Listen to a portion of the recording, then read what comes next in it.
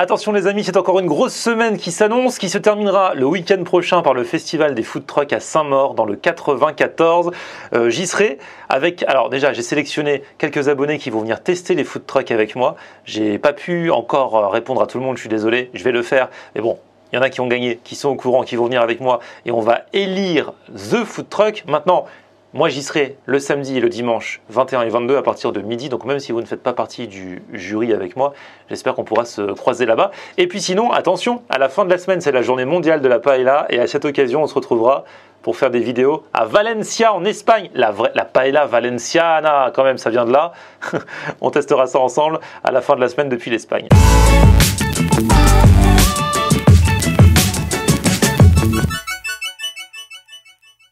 Salut tout le monde, bienvenue, nouveau vlog aujourd'hui. C'est une grosse journée qui m'attend. Vous allez me suivre là, vlog à l'ancienne. Ce soir, je suis invité à une soirée en blanc, mes grands. Barclay. Presque dit Barclay à l'ancienne. C'est l'inauguration d'un nouveau resto auquel collabore Norbert Tarrer.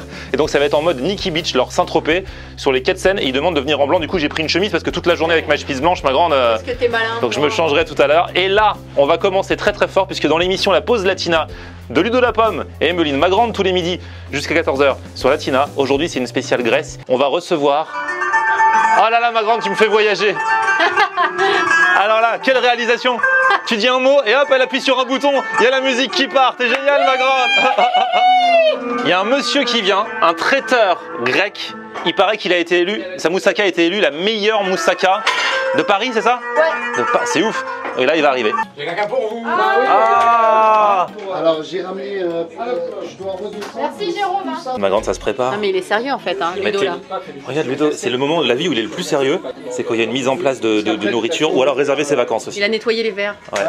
Ah rien, continue. En fait, là où il est le plus sérieux, c'est quand il s'agit de Grèce, en fait, j'ai l'impression. Ouais. Parce qu'il prend des cours de grec, il va en Grèce. Quoi. Fasolia, ça s'appelle les fasolia gigantes. Donc c'est des haricots blancs géants à la sauce tomate et à la nette. On est connu pour ça en Grèce d'avoir des gros haricots géants. Ah bah oui, c'est pour ça que c'est tu le fais, hein. soleil, c'est le soleil. Ah ouais, ça va, ouais. Vous avez des gros beignets de courgettes aussi. Ils sont ça, magnifiques. c'est des kolofikefteves, donc des vraies boulettes. Ah d'accord, d'accord. Et ça, c'est la meilleure moussaka. La meilleure moussaka de quoi? De Paris, de France, du monde? De Paris. De Paris. De Paris. Oh là là. Et par qui? Par le Parisien. Ah ouais, bien. De la viande de bœuf hachée et de la béchamel. Ah voilà. Et après on a nos petits secrets que je peux pas vous dire, mais c'est ce qui fait que vous allez goûter vraiment, vous allez voyager. Voilà ce qu'on propose. Nous on propose un voyage. Je vous mettrai toutes les infos dans la description, hein, toutes les adresses, comme ça vous pourrez cliquer, vous pourrez aller voir. Et là, regardez, il y a Blinis, même les Blinis sont maison chez vous. Tout à fait. Et ça c'est des blinis.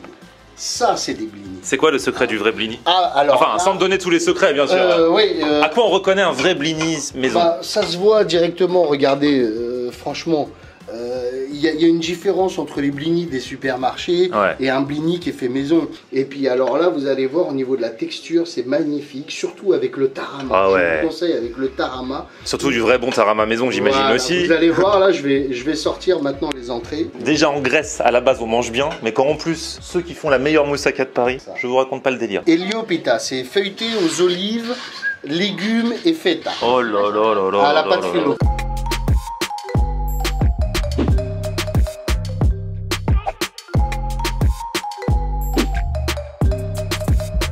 Bon, alors attention, là, on vient de faire la petite interview de Grégory à la radio avec Ludo et Emeline. Là, attention, ça va passer en mode dégustation. Voilà. Parce que c'est bien beau les discours et tout. Oui, j'ai la meilleure moussaka de Paris. Ouais, il faut quand même, il faut goûter. Et Ludo, ça c'est la salade de poulpe. Alors salade de poulpe, donc cette salade, elle est exceptionnelle parce que souvent dans les salades de poulpe, on trouve ou trop de vinaigre ou l'assaisonnement il manque quelque chose. Celle-ci a un assaisonnement parfait. Puis alors le poulpe est très tendre. Des fois, ouais, parce que des fois c'est un peu. Il faut mâcher. Ouais, faut mâcher. Ouais, c'est dur à mastiquer. C'est pour ça. Vraiment, je vous dis. Avec le blini maison. Tu sais quoi, ton blini, j'ai envie même, je peux me caresser le visage avec. En plus, il est tout frais, il est tout bien. C'est une tuerie. Alors Ludo, parce que Ludo, faut pas lui faire à l'envers. Hein, c'est un grec. C'est sa seconde maison. J'ai pris la nationalité. Alors, le poulpe est pas du tout caoutchouteux, quoi. Tout à fait. Il est hyper tendre, il est très bon. C'est toute une préparation. Hein. Alors le blinis 3h30 de cuisson. 3h30 de cuisson pour le poulpe. 3h30 de cuisson.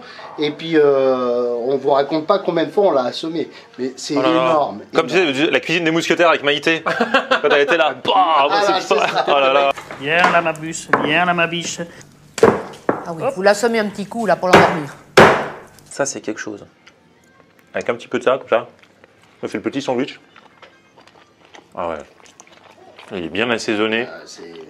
Je reviens sur le blini, excuse-moi. Oui, bien sûr. Il est tellement bon, tu peux le manger comme du gâteau, comme ça. Voilà. Ça, vous ne faites pas ça. Vous mangez toujours ça avec quelque chose. On le fait toujours, oui, avec du tarama principalement. Tzatziki, numedze, tout numedze, oui, tout à fait.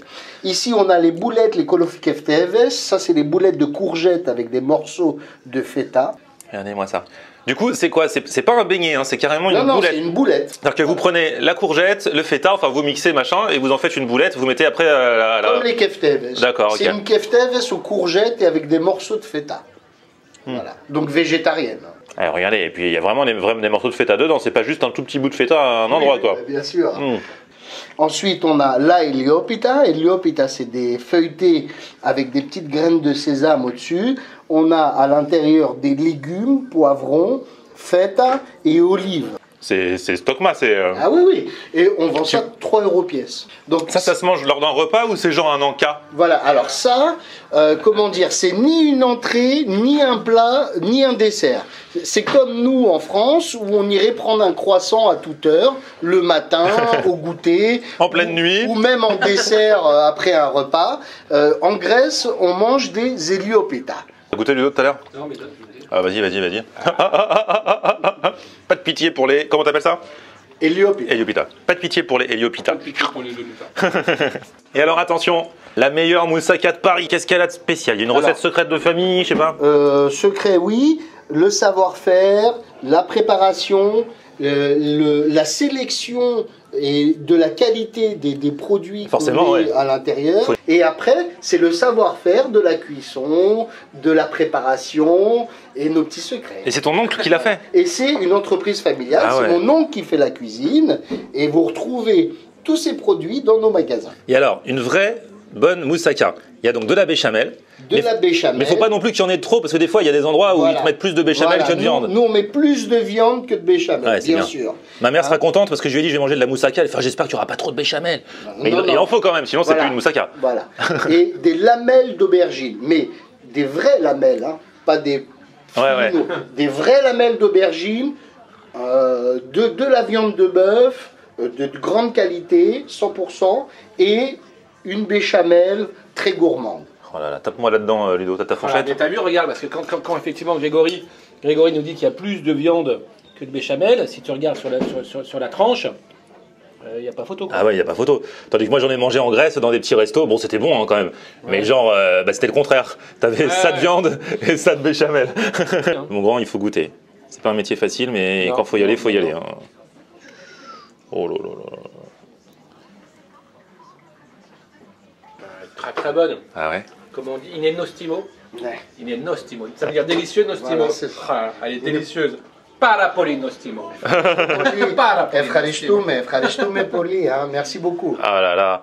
Vous n'avez pas mis des patates par contre. Moi, quand j'en ai mangé une de moussaka, il y avait des patates. Oui, bah, au fond. c'est ce que je disais tout à l'heure. Il y a plusieurs moussaka. Ah, il y a d'accord, différents types de moussaka. Mais l'ingrédient de base de la moussaka, c'est l'aubergine et la béchamel et le bœuf. Voilà. Ça, c'est l'ingrédient de base. Parce qu'en Grèce, à chaque fois, ils mettaient des patates. C'est ce que c'est la moussaka des pauvres, on va dire. Populaire. C'est comme ça qu'elle est née, la moussaka. Voilà. C'est qu'on avait mis des... Veuillez nous excuser pour cette interruption des programmes, mais c'était important quand même de préciser cette histoire de pommes de terre, et c'est notre ami Maud qui avait besoin de précision. Voilà, c'est comme ça. C'est de toute beauté, bien gratiné dessus. Du coup, parce que vous remettez du fromage dessus? Vous commencez à analyser les choses. Ah bah tout à fait. C'est bien. William, tout petit peu. La gravière, c'est comme du gruyère, mais c'est du gruyère de chez grec, vous. D'accord. Qui donne plus de goût aussi à la béchamel. Ok, tant qu'on parle de cette moussaka là.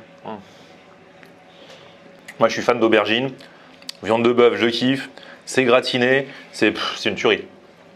Ah, franchement, elle est fine, elle est délicate, elle est... tout en étant authentique. Du coup, c'est la maison des Cyclades, bah, je vous le dis, hein, je vous remets toutes les infos. Si vous voulez vous prendre vos petites barquettes là pour le soir, Tout à fait. Bah. On ramène à la maison, on réchauffe et on se régale. Tu l'as pas fini encore cette moussaka? J'ai pas fini, mais on va s'y mettre là. Alors, franchement, trop bien. Normalement, un truc comme ça, 2 minutes, c'était terminé. On discute beaucoup, Ah bon, d'accord. Les Grecs parlent beaucoup. Les Grecs parlent beaucoup. C'est ça, effort. Merci Grégory. Au revoir, Yasha, chef Kalistoumé. Efkaristo. Paracalo, merci beaucoup. Bon, on a beaucoup mangé. Là, je vais faire la marche digestive dans le studio de la radio.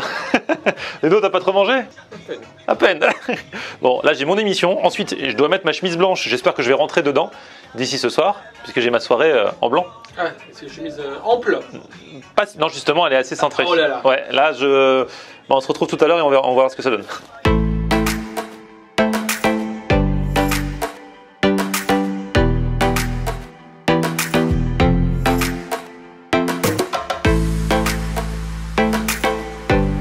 Bon, ça y est, je viens d'arriver. Le resto, normalement, c'est juste derrière moi. Là, ça s'appelle Splash Bistrot sur l'eau. Vue sur la Seine, mais bon, à cette heure-ci, on verra pas grand-chose, tu vois, parce qu'il fait nuit. On va voir à quoi ça ressemble dès maintenant. C'est la soirée d'inauguration. Go!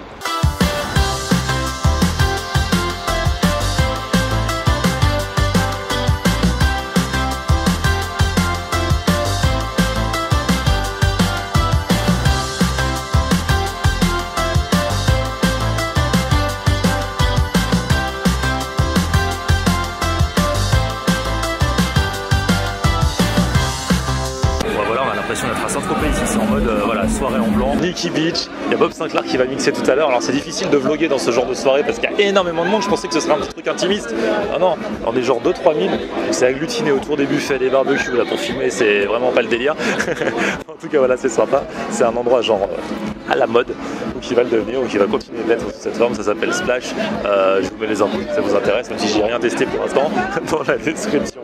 Petit pouce vers le haut si vous avez kiffé la vidéo, vous abonnez à ma chaîne, j'ai quand même ma photo souvenir pour montrer que je suis venu, et puis on se retrouve sur mon Facebook, Florian Honner, et Twitter, Snapchat, Instagram, c'est aussi Florian Honner. A plus, ciao. On aime regarder Florian Honner. Ok. On aime regarder Florian Honner. On aime regarder Florian Honner. Alors tu dis quoi Florian?